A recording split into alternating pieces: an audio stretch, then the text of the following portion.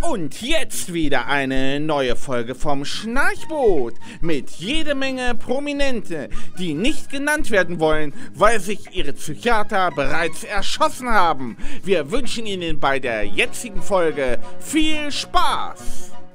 Die Queen kommt, Teil 3. Ich bin da.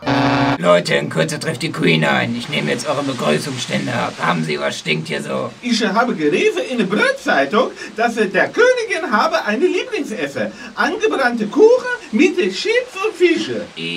Also, ich muss sagen, das ist nicht ihr Lieblingsessen. Echt nicht? Nein, sie isst am liebsten Hackfleischbällchen mit Melonen-Ananas-Chutney und ein Kuchen mit Weinbrand.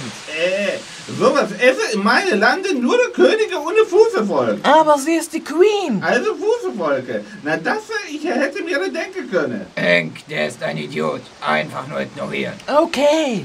Wo ist der Schiffsarzt? Der ist sauer. Warum das schon wieder? Er sagt, dass er sauer ist, dass er für die Queen aus seinen Kabinen nebenan umziehen muss. Aber seine neue Kabine ist nur 2 Quadratmeter kleiner. Er sagt, die Queen könnte ja einziehen in Besenkammer. Mann, ist das ein Idiot. Ja, aber meine Idioten. Ich frage mich, wer da von wem abfärbt. Marvin Jakob, ich habe dir doch gesagt, die Queen soll keine Tüten bekommen. Aber ich habe eine ganz neue Sorte. Sieh her, die ist eingefärbt in der Flagge des Königreiches. Marvin?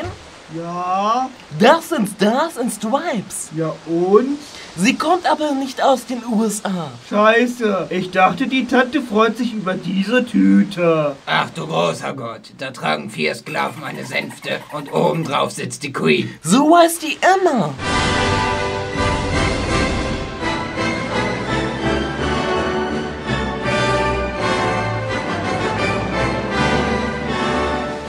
Hallo Enki, wie geht es dir? Mir geht es gut.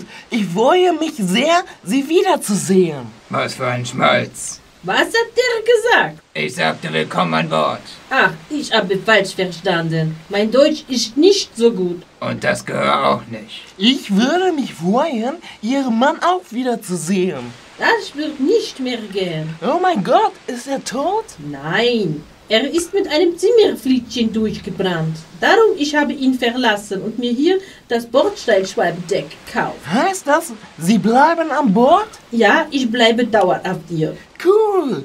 Können wir auch mal wieder eine Seance machen? Ja klar, das machen wir heute Abend. Cool. Wenn der Kuro das erfahre, springe er in das Wasser. Garantiere.